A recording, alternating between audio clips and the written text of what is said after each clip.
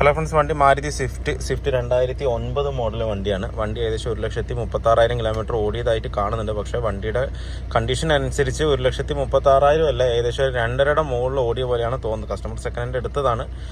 എടുത്തിട്ട് ഏറെക്കുറെ നല്ലോണം പൈസ ഇറക്കിയിട്ടുണ്ട് ഇതിനകത്ത്. എന്താണെന്ന് വെച്ച് കഴിഞ്ഞാൽ പഴയ ഒരു മോഡൽ ഈ ഒരു സ്വിഫ്റ്റ് കാണുമ്പോൾ തന്നെ ഒരു ഭംഗിയാണ്. അതിനകത്ത് ഒരു ക്യൂട്ട് ലുക്കാണ് ഇതിൻ്റെ ഡിസൈനും കാര്യങ്ങളും എല്ലാം. അപ്പോൾ ഇതിൽ കംപ്ലൈൻറ്റ് എന്ന് പറഞ്ഞു കഴിഞ്ഞാൽ എൻജിൻ സൗണ്ട്, ഹെവി നോയ്സ്, കട കട കട കട കട കട കട കട എന്ന് സൗണ്ട് ഉണ്ട്. പക്ഷേ കസ്റ്റമർ പല വർക്ക്ഷോപ്പിലും കയറ്റിയിട്ട് അതിൻ്റെ ടൈമിങ്, ടാപ്പറ്റ്, റോളർ കാര്യങ്ങളോ എല്ലാം ഇതിനകത്ത് മാറിയിട്ടുണ്ട്. പക്ഷേ സൗണ്ട് ഒട്ടും തന്നെ അറസ്റ്റ് ആയിട്ടില്ല. മെയിനായിട്ട് സ്വിഫ്റ്റിന് ഇങ്ങനെ വരുന്ന സൗണ്ട് എന്ന് പറയുന്നത് പിസ്റ്റൺ പിന്നിൽ നിന്ന് വരുന്ന സൗണ്ടാണ് കട കട കട കട എന്ന് പറഞ്ഞ് അടിക്കുന്നത്. അത് നമുക്ക് സൗണ്ട് കേട്ടാൽ തന്നെ അറിയാം. ടാപ്പറ്റിൻ്റെ നോയ്സും ഇതിൻ്റെ നോയ്സും സെപ്പറേറ്റ് നമുക്ക് അറിയാൻ പറ്റും. ഇത് ടാപ്പറ്റിൻ്റെ നോയ്സ് ഒക്കെ ആണെന്നുണ്ടെങ്കിൽ ചെറിയൊരു കണകണാന്നൊരു സൗണ്ടായിട്ട് വരും. ഇത് ഒരു ഇടിക്കുന്ന ഒരു സൗണ്ടാണ് വരുന്നത്. നമ്മളൊരു മെറ്റൽ കൊണ്ട് ഒരു സാധനത്തിൽ കൊണ്ട് ഇടിക്കുമ്പോൾ ഒരു സൗണ്ട് വരുന്നത്. ആ ഒരു സൗണ്ടാണ് നമുക്ക് ഇതിനകത്ത് നല്ലോണം വരുന്നത്. അത് മാത്രമല്ല ബോഡി വൈബ്രേഷൻ ഹെവി ആയിട്ടുണ്ട്. മിററൊക്കെ കിടന്ന് കുരുങ്ങുന്ന മൊത്തത്തിലൊരു ബ്രന്നൊരു സൗണ്ട് ഇതിനകത്ത് വരുന്നുണ്ട്. അതുപോലെ തന്നെ ക്ലച്ച് നല്ലവണ്ണം റൈസ് ആവുന്നുണ്ട്. അപ്പോൾ ഇത്രയും കംപ്ലൈൻറ്റ് ഉണ്ട്. പിന്നെ അതുപോലെ നമുക്ക് ഫുൾ ചെക്കപ്പ് എടുക്കണം. ഇതിൽ എന്താ കംപ്ലൈൻറ്റ് എന്താണെന്നുള്ള കാര്യങ്ങൾ കംപ്ലീറ്റ് ആയിട്ട് നോക്കണം. അപ്പോൾ മെയിനായിട്ടുള്ളത് കസ്റ്റമർക്ക് കംപ്ലൈൻറ്റ് എന്ന് പറഞ്ഞു കഴിഞ്ഞാൽ ഈ ഒരു സൗണ്ടിൻ്റെ ഇഷ്യൂ ആണ്. ഇതിനു വേണ്ടി പല വർക്ക്ഷോപ്പിലും പോയിട്ടും കംപ്ലൈൻറ്റ് അറസ്റ്റ് ആയിട്ടില്ല. അപ്പോൾ നമുക്ക് എന്തായാലും ഇത് എനിക്കറിയില്ല കസ്റ്റമർ മറ്റുള്ള വർക്ക്ഷോപ്പിൽ കയറ്റിയെന്നോ ഇല്ലാന്നുണ്ടെങ്കിൽ ഇന്ന സാധനങ്ങൾ മാറ്റുന്നൊന്നും അറിഞ്ഞിട്ടില്ല. ഞാൻ വണ്ടി സ്റ്റാർട്ട് ചെയ്തെന്ന് തന്നെ കസ്റ്റമർ അടുത്ത് പറഞ്ഞു ഇത് കണക്റ്റിനോട് പിന്നിൻ്റെ സൗണ്ടാണെന്ന് പറഞ്ഞു. അപ്പോഴാണ് കസ്റ്റമർ പറയുന്നത് അതെ, ഈ ഒരു കംപ്ലൈൻറ്റിനായി ഞങ്ങൾ ടൈമിംഗ് മാറ്റി, ടാപ്പറ്റ് മാറ്റി, ടാപ്പറ്റ് റോളർ മാറ്റി, ഇതെല്ലാം മാറ്റി, എന്നിട്ടും കംപ്ലൈൻറ്റ് ശരിയാകുന്നില്ല എന്നാണ് കസ്റ്റമർ പറഞ്ഞത്. അപ്പോൾ എന്തായാലും നമുക്ക് എഞ്ചിൻ പിരിച്ചിട്ട് പിന്നെ ഞാൻ കാണിച്ചു തരാം പിന്നിൽ എന്താ കംപ്ലൈൻറ്റ് വന്നിരിക്കുന്നത് എങ്ങനെയാണെന്നുള്ളത്. പിന്നെ വർക്ക് ചെയ്യുന്ന വീഡിയോ ഒന്നും നമുക്ക് ഫുള്ളായിട്ട് എടുക്കാൻ പറ്റില്ല കേട്ടോ. പല ആൾക്കാരും ചോദിക്കുന്നുണ്ട് വർക്ക് ചെയ്യുന്ന വീഡിയോ ഇടാനായിട്ട്. എന്ന് വെച്ച് കഴിഞ്ഞാൽ ഫുൾ ടൈം വർക്ക് ചെയ്യുന്ന വീഡിയോ ആണെന്നുണ്ടെങ്കിൽ ഫുൾ ടൈം മൊബൈലും പിടിച്ചിട്ട് ഫ്രണ്ടിൽ നിൽക്കേണ്ടി വരും. അപ്പോൾ അതിന് നമുക്ക് പറ്റില്ല. മെയിനായിട്ട് നമുക്ക് വേണ്ട എന്താണെന്ന് വെച്ച് കഴിഞ്ഞാൽ കംപ്ലൈൻറ്റ് അറിയണം, ആ കംപ്ലൈൻറ്റിനുള്ള സൊല്യൂഷൻ അറിയണം. അതാണ് ഞാനും നിങ്ങൾക്ക് ഞാൻ പങ്കുവെക്കുന്നത് അത് തന്നെയാണ്. എന്താണെന്ന് വെച്ച് കഴിഞ്ഞാൽ ഇല്ലാതെ വർക്ക് ചെയ്യണതൊക്കെ എല്ലാം കാണിക്കാമെന്ന് പറഞ്ഞാൽ നമുക്കത് പറ്റില്ല. ഒരു കംപ്ലൈൻറ്റ് വന്നു കഴിഞ്ഞാൽ ആ സൗണ്ട് എന്തിൻ്റെ സൗണ്ടാണെന്ന് നിങ്ങൾക്ക് തന്നെ മനസ്സിലാവണം. അത് അപ്പം തന്നെ നമുക്ക് വേറെ വർക്ക്ഷോപ്പിൽ പോയാൽ നിങ്ങൾക്കത് പറഞ്ഞു കൊടുക്കാൻ അവർക്ക് അറിയുമായിരിക്കും.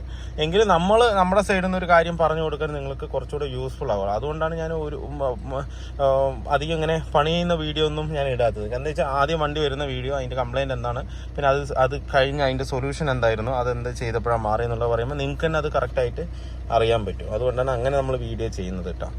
അപ്പം ഞാൻ ഇതിൻ്റെ സൗണ്ട്, എൻജിൻ സൗണ്ട് ഒന്ന് കാണിച്ചു തരാം.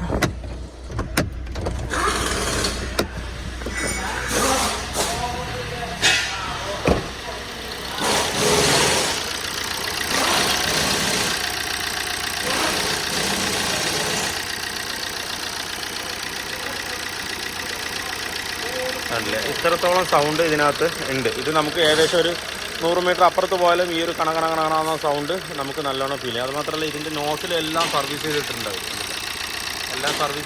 എല്ലാ വർക്കും ചെയ്തിട്ടുണ്ട് ഏകദേശം. പക്ഷേ എന്നിട്ട് ആ സൗണ്ട് അങ്ങനെ നിൽക്കുന്നത് കണക്ഷൻ റോഡിൻ്റെ പിന്നിൻ്റെ സൗണ്ടാണ് ഇത് വരുന്നത്. എന്തായാലും നമുക്ക് എഞ്ചിൻ ഇറക്കിയിട്ട് നോക്കാം. ഇപ്പോൾ നമ്മുടെ സ്വിഫ്റ്റിൻ്റെ വർക്ക് ഫുള്ളി കംപ്ലീറ്റ് ആയിട്ടുണ്ട്. ഇപ്പോൾ ഇതിൽ നമ്മൾ ചെയ്തത് ഫുൾ എഞ്ചിൻ വർക്ക് ചെയ്തതെന്ന് വെച്ച് കഴിഞ്ഞാൽ ഇതിൻ്റെ പിസ്റ്റൺ ബോറിൽ നല്ലോണം ഉറഞ്ഞിട്ടുണ്ട്. റിങ്സും കംപ്ലൈൻ്റ് ആയിരുന്നു. പിന്നെ നേരത്തെ എന്ന് പറഞ്ഞാൽ സൗണ്ട് എന്ന് പറഞ്ഞാൽ ഹെവി ആയിരുന്നു. എഞ്ചിൻ നോയ്സ് പടപടന്നടിക്കായിരുന്നു. നമ്മളിങ്ങനെ നോർമൽ ഓടിക്കുമ്പോഴാണെങ്കിൽ ശരി, വണ്ടി നമ്മൾ സ്റ്റാർട്ട് ചെയ്തിട്ടിട്ട് ഒരു കുറച്ച് അപ്പുറത്ത് നിന്നാൽ തന്നെ നമുക്ക് ഇതിൻ്റെ സൗണ്ട് നല്ലവണ്ണം അറിയാൻ പറ്റും. കട കട കട കട കട എന്ന് പറഞ്ഞിട്ടുള്ള സൗണ്ട്. ആ സൗണ്ട് കൊണ്ടാണ് മെയിനായിട്ട് കസ്റ്റമർ നമ്മുടെ അടുത്ത് വന്നത് തന്നെ. കുറേ വർക്ക്ഷോപ്പിൽ കാണിച്ചു, അതുപോലെ തന്നെ ഒരുപാട് കാര്യങ്ങൾ ചെയ്തു. ടാപ്പറ്റ് മാറി, ടൈമിംഗ് കിറ്റ് മാറി, അങ്ങനെ ഒരുപാട് കാര്യങ്ങൾ ഇതിനകത്ത് ചെയ്തു. എന്നിട്ട് ആ സൗണ്ട് പോകാത്തത് കൊണ്ടാണ് നമ്മുടെ അടുത്തേക്ക് വന്നത്. ഇതിപ്പോൾ നമ്മൾ ഇതിൻ്റെ തുടക്കത്തിൽ തന്നെ നമ്മൾ കാണിക്കുന്നുണ്ട് അതിൻ്റെ സൗണ്ട് എത്രത്തോളം ഉണ്ട് എന്നുള്ളത്. ഇപ്പോൾ അത് വണ്ടി പക്ക സൈലൻ്റ് ആയിട്ടുണ്ട്. ഇപ്പോൾ ഏകദേശം നമ്മൾ 20 കിലോമീറ്ററോളം ഓടിച്ചു. ഇനിയിപ്പോൾ വീണ്ടും ഓടിക്കുകയാണ്. ഒരു 100 കിലോമീറ്റർ ഓടിച്ചിട്ട് നമ്മൾ കൊടുക്കുള്ളൂ. എന്താണെന്ന് വെച്ചാൽ നമുക്കിപ്പോൾ ചെറിയൊരു പർച്ചേസിങ് ഉണ്ട്. അപ്പോൾ അത് ഈ വണ്ടി എടുത്തിട്ട് തന്നെയാണ് പോകുന്നത്. എന്ന് വെച്ച് കഴിഞ്ഞാൽ നമ്മൾ കൂടുതൽ ഓടിച്ചാൽ തന്നെ 100-200 കിലോമീറ്റർ ഓടിച്ചാൽ തന്നെ ഈ വണ്ടിയുടെ കണ്ടീഷൻ എന്താണെന്നുള്ള കാര്യം നമുക്ക് പക്കയായിട്ട് മനസ്സിലാക്കാൻ പറ്റുള്ളൂ. പിന്നെ ചെറിയ സസ്പെൻഷൻ്റെ ഫ്രണ്ടിൽ നിന്നും ബാക്കിൽ നിന്നും ചെറുതായിട്ട് മൈന്യൂട്ടായിട്ടുള്ള ഒരു സൗണ്ട് ഇതിനകത്ത് വരുന്നുണ്ട്. പിന്നെ ബാക്കിയുള്ള ക്ലച്ച്, അതുപോലെ എഞ്ചിൻ പാർട്സ്, എഞ്ചിൻ പരമായിട്ടുള്ള എല്ലാ വർക്കുകളും നമ്മൾ പക്ക ക്ലീൻ ചെയ്ത് റെഡിയാക്കി സെറ്റാക്കിയിട്ടുണ്ട്. അതുപോലെ നമ്മുടെ കൂടെ ഇർഫാൻ ഭായ് ഉണ്ട്. ഇർഫാൻ ഭായ് ആണ് നമുക്ക് വണ്ടി ഓടിക്കുന്നത്. ഇപ്പം ഇർഫാൻ ഭായ് വണ്ടി അങ്ങനെ ഉണ്ട് ഇപ്പോൾ ഓടിക്കാൻ? അതൊക്കെ പക്ക പോയി. ഇതിപ്പോൾ കസ്റ്റമർ റിവ്യൂ അല്ല കേട്ടോ, അതിപ്പോൾ നമ്മുടെ കൂടെയുള്ള ആൾ തന്നെയാണ്. ഇർഫാൻ ഭായി അതിൻ്റെ നേരത്തെ ഒരു വീഡിയോ ആയിരുന്നു നമ്മൾ ഷെവർലൈറ്റ് എൻജോയുടെ ആളുടെ വണ്ടിയായിരുന്നു. ക്രൂസ് നമ്മൾ ചെയ്തിട്ട് ഒരു വീഡിയോ ഇട്ടിട്ടുണ്ടായിരുന്നു. അപ്പോൾ മിക്ക സമയങ്ങളിലും ഇർഫാൻ ഭായി നമ്മുടെ കൂടെ തന്നെ ഉണ്ടാവും എല്ലാ കാര്യത്തിനും. ആൾ ഡോക്ടറാണ്, എങ്കിലും വണ്ടിയോടുള്ള ഭ്രാന്താണ് ആൾക്ക്. അപ്പോൾ അതുകൊണ്ട് ഹോസ്പിറ്റലിൽ നിൽക്കുന്നതിനേക്കാളും കൂടുതൽ സമയം വർക്ക്ഷോപ്പിലായിരിക്കും ഉണ്ടാവുക. ചുമ്മാ പറഞ്ഞു കേട്ടോ. ആൾക്ക് വണ്ടി വരണ ഭയങ്കര ഇഷ്ടമാണ്. എവിടെ പോകുകയാണെന്നുണ്ടെങ്കിൽ എന്താണെന്നുണ്ടെങ്കിൽ ഭയങ്കര സപ്പോർട്ടാണ് നമുക്ക്. അപ്പോൾ അങ്ങനെ അപ്പോൾ ആ പ്രശ്നം കംപ്ലീറ്റ് ആയിട്ട് ഇപ്പോൾ നമുക്ക് ഇനിയിപ്പോൾ എഞ്ചിൻ പണിതുകൊണ്ട് നമുക്ക് RPM കുറച്ചേ നമുക്ക് ഓടിക്കാൻ പറ്റുള്ളൂ. അപ്പോൾ അതുകൊണ്ട് ആ ഒരു സെറ്റിങ്ങിന് വേണ്ടിയിട്ടാണ് നമ്മൾ തന്നെ വണ്ടി എടുത്തിട്ട് പോകുന്നത്. ഓടിച്ച് നോക്കുന്നതിനും ബാക്കിയുള്ള കാര്യങ്ങളൊക്കെ എന്തെങ്കിലും ലീക്കൊക്കെ ഉണ്ടെന്നുണ്ടെങ്കിൽ 10-200 കിലോമീറ്റർ ഓടിച്ച് കഴിഞ്ഞാൽ നമുക്ക് കറക്റ്റായിട്ട് അറിയാൻ പറ്റും. അതുപോലെ തന്നെ 2000 കിലോമീറ്ററിൽ കറക്റ്റായിട്ട് നമുക്ക് ഓയിൽ സർവീസും കാര്യങ്ങളും ഇതിനകത്ത് ചെയ്യണം. പിന്നെ നമുക്ക് നമ്മുടെ വണ്ടി നോർമൽ യൂസ് മാതിരി ആവാൻ പറ്റുള്ളൂ. അതുപോലെ ഇപ്പോൾ കസ്റ്റമർക്ക് എന്താ പറയുക, മറ്റേ മൈലേജ് ആണെങ്കിലും ഷോർട്ടായിരിക്കും.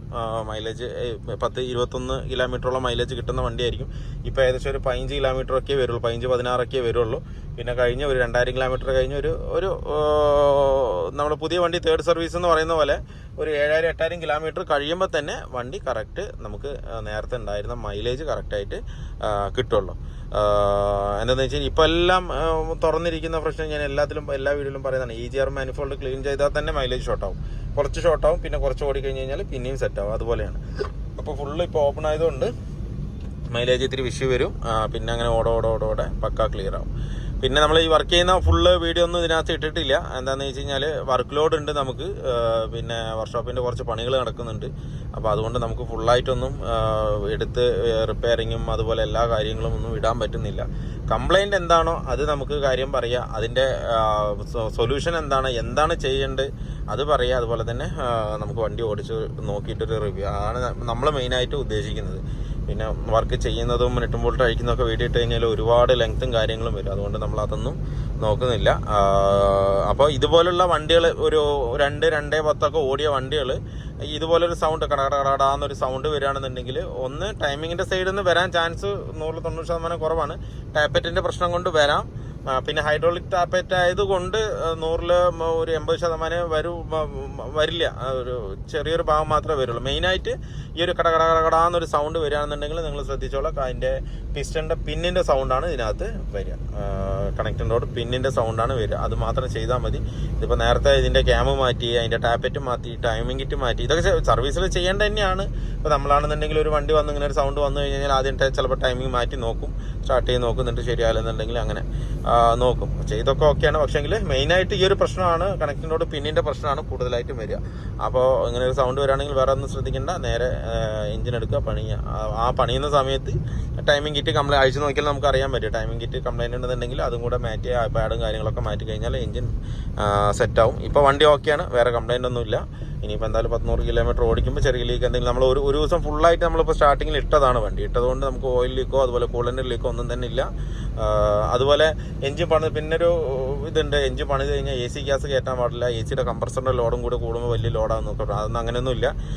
സുഖമായിട്ട് AC ഇട്ട് ഓടിക്കുക, അതൊന്നും ബുദ്ധിമുട്ടൊന്നുമില്ല, ധൈര്യമായിട്ട് ഓടിക്കുക. അപ്പോൾ നമ്മളിപ്പോൾ ഇതിൽ AC തന്നെയാണ്, AC ഓൺ തന്നെയാണ് ഇരിക്കുന്നത്, AC ഇട്ടിട്ട് തന്നെയാണ് വണ്ടി ഓടിക്കുന്നത്. ഒരു കുഴപ്പമില്ല. എഞ്ചിനൊന്നും അത്രയ്ക്ക് വലിയ ലോഡൊന്നും വരില്ല. അതൊക്കെ തെറ്റായ ധാരണകളാണ്, അതൊന്നും കുഴപ്പമൊന്നുമില്ല. ഇതെന്താണെന്ന് വെച്ച് കഴിഞ്ഞാൽ നേരത്തെ അംബാസഡർ അതുപോലെയുള്ള അങ്ങനെയുള്ള വണ്ടികൾക്കൊക്കെ ആയിരിക്കും ഈ ഒരു പ്രശ്നം ഉണ്ടാകുന്നത്. വെച്ചാൽ കംപ്രസറിനൊക്കെ നല്ല ലോഡ് എടുക്കും. ഇപ്പോഴത്തെ ഒന്നും അങ്ങനെയല്ല, ഇപ്പോൾ ഒക്കെ എല്ലാം മാറി. അപ്പോൾ അതുകൊണ്ട് എഞ്ചിൻ പണിതാൽ AC ഗ്യാസ് കയറ്റി സുഖമായിട്ട് വണ്ടി ഓടിക്കാം, AC ഒക്കെ ഇട്ടിട്ട് തന്നെ ഓടിക്കാനൊന്നും കുഴപ്പമില്ല. എന്താണ് RPM കയറ്റാതെ 2000-ന് മുകളിൽ കയറ്റാതെ കറക്റ്റ് ഷെഡ്യൂളിൽ കറക്റ്റ് ഒരു 2000, 1600 ആ ഒരു RPM ഓടിച്ചു കഴിഞ്ഞാൽ എഞ്ചിൻ സെറ്റാകുന്നത് വരെ. അത് കഴിഞ്ഞാൽ പിന്നെ അങ്ങനെ വേണമെങ്കിൽ ഓടിക്കാം, അത്രേ ഉള്ളൂ. അപ്പോൾ വീഡിയോ എല്ലാവർക്കും ഇഷ്ടമായി ലൈക്ക് ചെയ്യുക, ഷെയർ ചെയ്യുക, അതുപോലെ തന്നെ സബ്സ്ക്രൈബ് ചെയ്യാതെ വീഡിയോ കാണുന്നെങ്കിൽ സബ്സ്ക്രൈബ് ചെയ്ത് സപ്പോർട്ട് ചെയ്യുക. അപ്പോൾ മറ്റൊരു വീഡിയോ കാണുന്നവരെല്ലാവർക്കും ബൈ.